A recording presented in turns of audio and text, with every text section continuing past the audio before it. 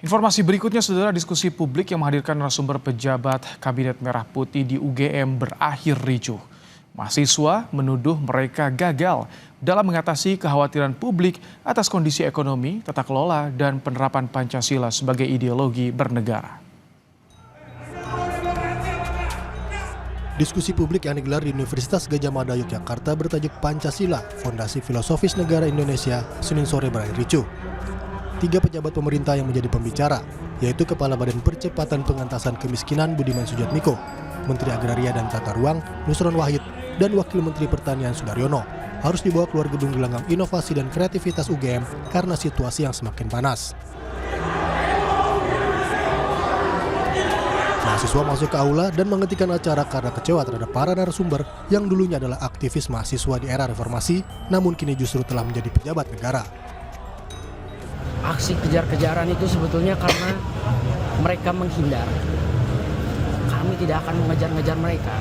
Seandainya mereka menjawab satu pertanyaan sederhana saya, apakah mereka merasa bersalah?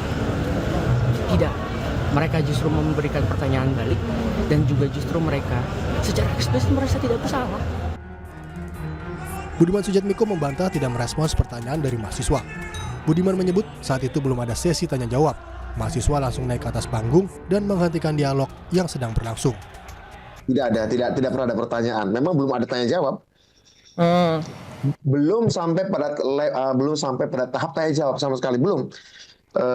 Karena memang baru pemaparan, diminta oleh moderator kami memaparkan, belum sampai pada tanya jawab, tidak pernah ada pertanyaan.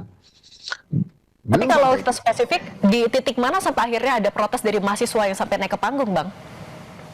Pada saat kami kan moderator menanyakan soal Tio yang mobilnya disadap, ya, dan kita sedang membahas itu.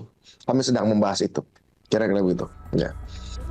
Menurut Sudaryono, setelah pembubaran yang berujung ricuh, mobilnya dan Menteri ATR BPN Nusron Wahid kembali dicegat. Saya, Pak Nusron dan Pak Budiman berusaha stay. Karena setelah itu kemudian kalau tidak salah ada yang lempar air, terus ada yang mukul pundak saya gini ya. Pada saat pulang di mobil dicegat. Kemudian kami dicari-cari. Karena dicari-cari ya kami keluar. Ya kan? Mereka menginginkan Pak Budiman hadir. Setelah kami keluar, kami nggak boleh dicegat, nggak boleh pulang. Dicari kami keluar. Kami duduk di lantai di aspal, kemudian kita berusaha untuk ya udah apa gitu. Suasana yang semakin memanas membuat penyelenggara menghentikan acara dan para pejabat dikawal petugas keamanan keluar dari venue. Tim Liputan, Kompas TV.